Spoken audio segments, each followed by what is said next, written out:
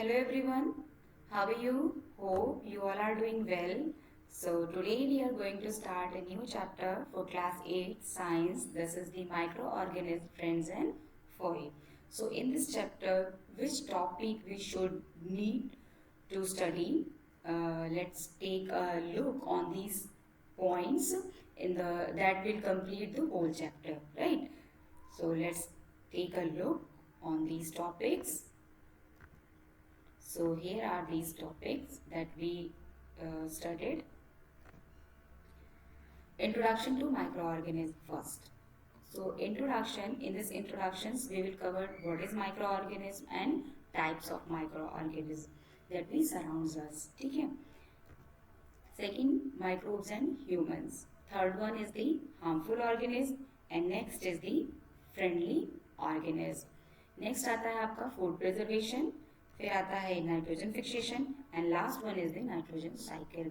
So these are the points, these are the topics that these topics will contain the entire chapter microorganism friends and foe को. पूरा ये topic हैं ये सारे जो है इस चैप्टर को कंप्लीट करेंगे. ठीक है, इस पूरे चैप्टर को कवर करेंगे. तो स्टार्ट करते हैं इंट्रोडक्शन से आज micro organism. So what are microorganism? Organism, microorganism, right? Micro means the size of the organism is very small, है ना. वो ऑर्गेनिज्म जिनका साइज बहुत स्मॉल हो, इतना small that you can not see the organism with your naked eyes, कि आप अपनी खुली आंखों से उन ऑर्गेनिज्म को देख नहीं पाओ. ठीक है ना. या आपको कि उन्हें देखने के लिए हमें माइक्रोस्कोप का यूज करना पड़ता है. तो डेफिनेशन क्या है? Micro organism which is very small in size and we can not see them with the naked eyes. ठीक. Organisms that are visible under a microscope are called as microorganisms. जिन्हें आप microorganism में देखते हो उनको हम क्या कहते हैं? सॉरी, माइक्रोस्कोप से देखते हैं उन्हें हम क्या कहते हैं? माइक्रोऑर्गेनिज्म कहते हैं. राइट.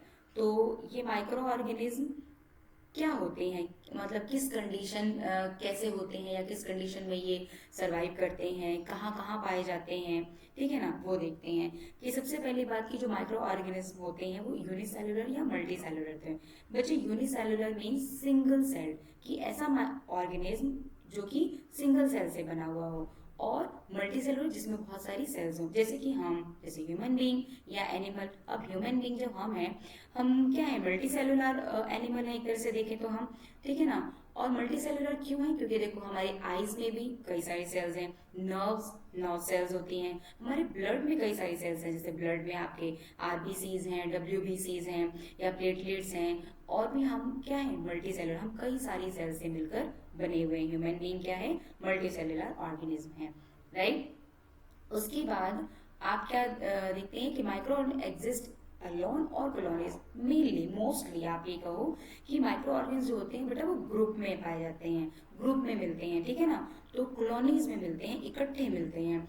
ऐसा नहीं है कि ऐसा कोई भी माइक्रो ऑर्गेनिज्म नहीं जो अकेले ना मिले. कुछ ऐसे भी हैं जो अकेले मिलते हैं, जो एग्जिस्ट करते हैं अलोन. तो आप क्या कह सकते हो कि माइक्रो ऑर्गेनिज्म एग्जिस्ट अलोन, मतलब अकेले भी रहते हैं, और ग्रुप में भी रहते हैं, मतलब कॉलोनीज में भी रहते हैं. ठीक है. थर्ड है आपका micro organism found in all kind of environment. आप ये कह सकते हो जैसे भगवान जी हैं तो क्या है? ऑमनी प्रेजेंट है, यूबिक्वाइटस है. ठीक है. ऑमनी प्रेजेंट मतलब जो चीज हर जगह प्रेजेंट हो, एवरीवेयर हो. ठीक है. तो आप कह सकते हो micro organism is present everywhere. कैसी कैसी कंडीशंस? जैसे आइस कोल्ड क्लाइमेट हो गया, हॉट स्प्रिंग हो गया, डेजर्ट हो गया, मार्शी लैंड हो गया, मतलब अंडर वाटर, ऑन दी अर्थ, हर जगह, पेड़ों पे.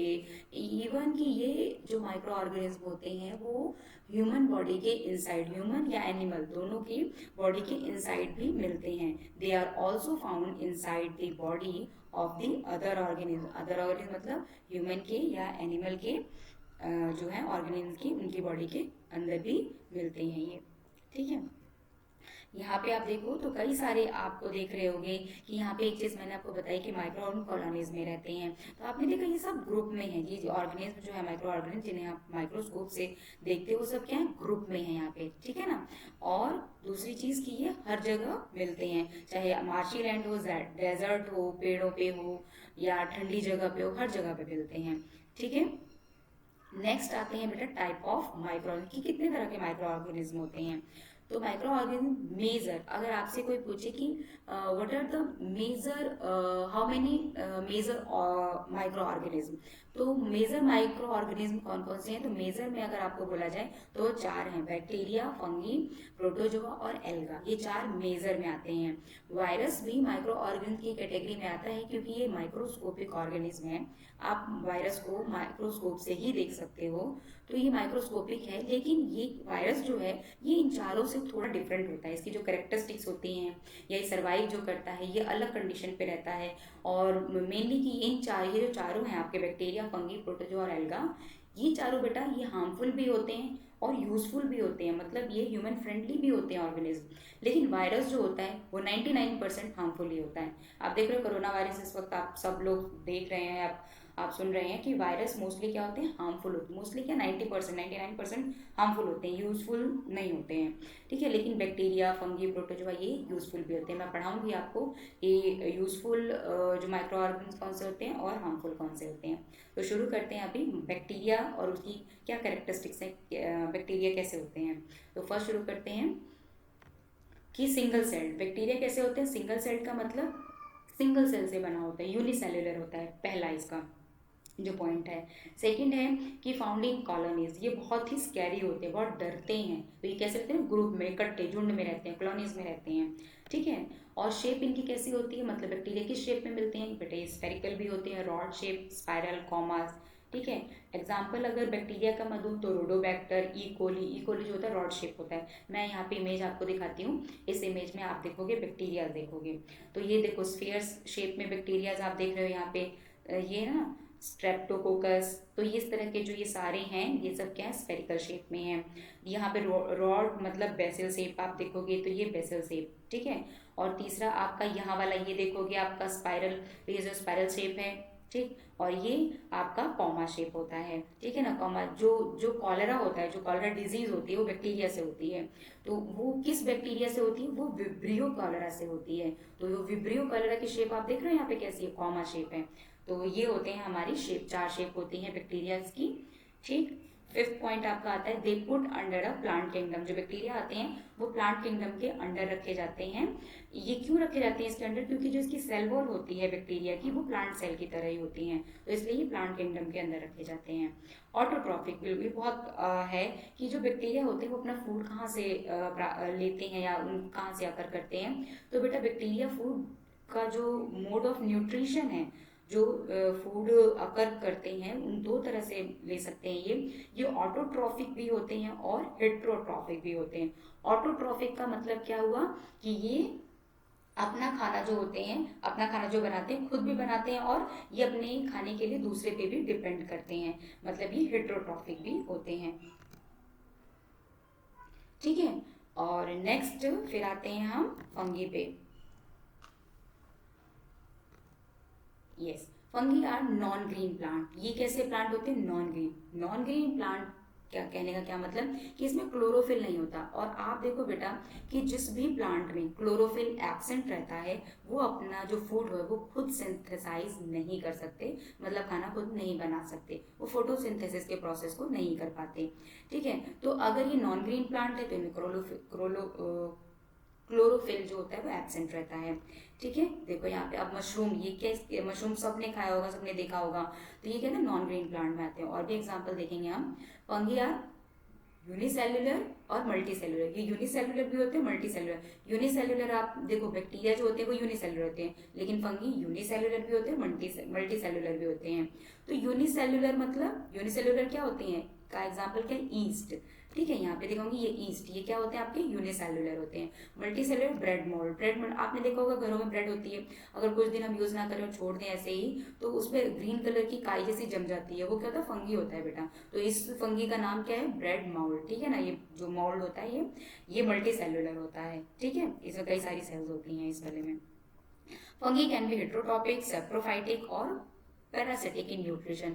तो ये अपना खाने को कई तरीके से ले सकते हैं। ये हेट्रोट्रॉफिक होते हैं। हेट्रोट्रॉफिक मतलब अपने खाने के लिए दूसरे पे डिपेंड करते हैं। सैप्रोफाइटिक का मतलब ये जो होते हैं डेड और डिकेइंग ऑर्गेनिज्म, जो डेड और डिकेइंग होते हैं मतलब सड़े गले खाने को खाकर ये वहां से भी अपना खाना लेते हैं। आप ये भी कह सकते हो कि जो फंगी होते हैं वो एनवायरमेंट को क्लीन रखने में बहुत इंपॉर्टेंट रोल प्ले करते हैं। तो सैप्रोफाइटिक का मतलब कि फंगी जो होते हैं डेड और डिके, जो खराब खाना होता है उसको भी खाकर मतलब वैसे भी अपने खाने को लेते हैं। पैरासिटिक का मतलब कि ये किसी होस्ट की बॉडी में रहते हैं, या उसके सरफेस पे या उसकी बॉडी के अंदर रहते हैं। मतलब कि डायरेक्टली होस्ट जो होता है उसकी बॉडी से ही ये अपने खाने को लेते हैं। ठीक है, तो ये तीन तरह के मोड हैं, एक हेट्रोट्रॉफिक, सैप्रोफाइटिक और पैरासिटिक। 3 मोड ऑफ न्यूट्रिशन है इसमें फंगी में। उसके बाद आता है कि इसके क्या एग्जाम्पल हैं। तो ईस्ट किस में आते हैं, फंगी में आते हैं, जो कि यूनिसेलुलर होते हैं। मशरूम आपका फंगी में आता है। और राइजोपस, जो ब्रेड माउल्ट का जो साइंटिफिक नेम है राइजोपस है। उसके बाद की जो देखो सैप्रोफाइटिक का मैंने यहाँ पे आपको बता रखा है, ये आप लिखेंगे, ये depend on dead and decaying organism. They found in warm and moist place. ये कहाँ मिलते हैं, वार्म और मॉइस्ट प्लेस पे, जहाँ की गर्मी जो होती है थोड़ी रहती है और नमी रहती है, वहां पे मिलते हैं। ठीक है, सर्वाइव वहां करते हैं। फिलामेंटस की शेप कैसी रहती है, फिलामेंटस, जिसको आप हाइफे बोलते हो। ठीक है, तो अब नेक्स्ट मूव करते हैं हम, और ये किस किंगडम के अंदर आते हैं, एनिमल किंगडम के अंदर आते हैं। थर्ड आपका आता है प्रोटोजोआ। तो प्रोटोजोआ क्या होते हैं आपके, प्रोटोजोआ जो होता है बेटा ये यूनिसेलुलर माइक्रोस्कोपिक एनिमल, ये सिंगल सेल्ड होता है। मतलब ये बिल्कुल इनकी एक ना डिफरेंट कैरेक्टरिस्टिक्स होती है कि ये मूव करते हैं, जैसे कि एनिमल मूव करके अपने फूड को कैप्चर करता है, उसी तरीके से ये भी मूव कर सकते हैं। मोबिलिटी की इसमें क्वालिटी होती है, मूव करते हैं। ठीक है, तो अपने खाने को, जैसे कि बैक्टीरिया या फंगी मूव नहीं करते, लेकिन ये मूव करते हैं, ये इनकी एक स्पेशल क्वालिटी होती है और अपने खाने को कैप्चर करते हैं। दे आर हेट्रोट्रॉपिक, ये खाने को कैसे लेते हैं, हेट्रोट्रॉपिक मतलब अपने फूड के लिए किसी दूसरे पे डिपेंड करते हैं, ये अपना खाना खुद नहीं बना सकते। इसके एग्जाम्पल क्या, अमीबा, पैरामीशियम और प्लाज्मोडियम। ठीक है, और ये कहाँ मिलते हैं बेटा, ये मोस्टली एक्वाटिक में, मतलब कि रिवर में, ओशियन में, फ्रेश जो वहाँ वाटर होता है वहाँ ये बहुत मिलते हैं। ठीक है, तो प्रोटोजोआ मेनली एक्वाटिक नेचर के होते हैं, ये पानी में मिलते हैं। ठीक है, अब यहाँ पे आप देखोगे अमीबा और पैरामीशियम, ये 2 एग्जाम्पल किसके हैं, प्रोटोजोआ के। नेक्स्ट मूव करते हैं एल्गा पे। एल्गा क्या होती है, एल्गा ये यूनिसेलुलर भी हो सकते हैं और मल्टी सेलुलर। यूनिसेलुलर का मतलब सिंगल सेल्ड भी होते हैं और मल्टी सेलुलर भी होते हैं। और एल्गा फोटोसिंथेटिक, बिल्कुल एल्गा बच्चे जो होते हैं वो ऑटोट्रॉफिक, इनका मोड ऑफ न्यूट्रिशन होता है, मतलब ये अपना खाना खुद बनाते हैं। ठीक है, ये फोटोसिंथेटिक सिंथेसिस प्रोसेस को करते हैं। They are found where there is adequate moisture, मतलब जहाँ पानी, जहाँ नमी होती है वहाँ पे ये मिलते हैं। आपको मैं एग्जांपल भी दिखाऊंगी। There are 3 type of algae, red algae, blue green algae और ब्राउन एल्गा भी एक होता है। ठीक है, इसके एग्जांपल क्या है, स्पाइरोगाइरा, फकल, फ्यूकस और डायटम्स। देखो आप देखते हो पानी जब कहीं भी स्टेगनेंट वाटर होता है, जहाँ पानी रुका हुआ होता है, ठीक है, आप देखो पॉन्ड में देखो कई बार, या बरसात के टाइम पे भी आप देखो कि जो गलियां भी होती है उसमें अगर पानी रुक जाता है तो उसके ऊपर ग्रीन कलर की काई जैसे जम जाती है, बेटा वो क्या है, एल्गा होता है। ठीक है, और ये मोस्टली कहाँ, पानी में ही मिलते हैं। ठीक, तो ये देख रहे हो आप, ये ग्रीन एल्गा है, ये ब्लू ग्रीन एल्गा है, और ये क्या है, ब्राउन या रेड एल्गा आप किसी को, ये क्या है, स्पाइरोगाइरा है। तो ये एग्जाम्पल किसके हैं, एल्गा के हैं। उसके बाद आपका आता है लास्ट, जो कि वायरस है। ठीक, तो वायरस जो देखो अभी तक मैंने आपको 4 पढ़ाए, micro organism, bacteria, fungi, protozoa और एल्गा। इन चारों में मैंने आपको बताया कि ये यूनिसेल्युलर है या मल्टी सेलुलर, जैसे कि बैक्टीरिया यूनिसेल्युलर है, फंगी यूनिसेल्युलर मल्टी सेलुलर दोनों हैं, प्रोटोजोआ यूनिसेल्युलर है और एल्गा यूनिसेल्युलर और मल्टी सेलुलर दोनों हो सकते हैं। लेकिन वायरस जो है नॉन सेलुलर। सोचो कि अगर कोई भी बॉडी बनती है वो सेल से बनती है, चाहे वो एक सिंगल सेल से बने चाहे बहुत सारी सेल से बने, लेकिन वायरस जो होते हैं बेटा उनमें सेल होती ही नहीं है। ठीक है, ये नॉन सेलुलर माइक्रोस्कोपिक ऑर्गेनिज्म है। They can not classified as a living or non living, इनको ना तो आप लिविंग कह सकते हो ना ही नॉन लिविंग कह सकते हो। ठीक, ये क्या होते हैं, एक बॉर्डर लाइन जैसे होती है ना, आप समझो इस तरीके से कि जब ये बाहर रहते हैं मतलब एयर में रहते हैं तो ये डेड होते हैं, और जब किसी बॉडी के अंदर चले जाते हैं, बॉडी के अंदर मतलब चाहे वह एनिमल की बॉडी के अंदर जाए चाहे आपके ह्यूमन बीइंग की बॉडी के अंदर जाए, ये वहां पे लिविंग होते हैं, मतलब कि वहां पे ये रिप्रोड्यूस करते हैं, वहां ये बढ़ना शुरू हो जाते हैं, वहां लिविंग ऑर्गेनिज्म की तरह रहते हैं। ठीक है, तो इनको क्या बोला जाता है कि ये बॉर्डर लाइन है किसके बीच की, लिविंग और नॉन लिविंग के बीच की एक बॉर्डर लाइन है।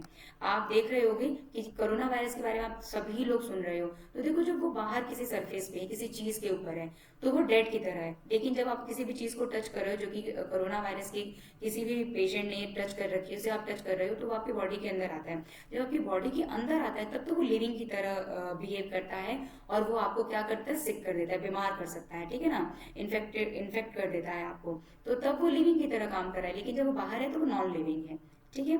तो देखा आपने कि ये चारों से डिफरेंट है थोड़ा सा।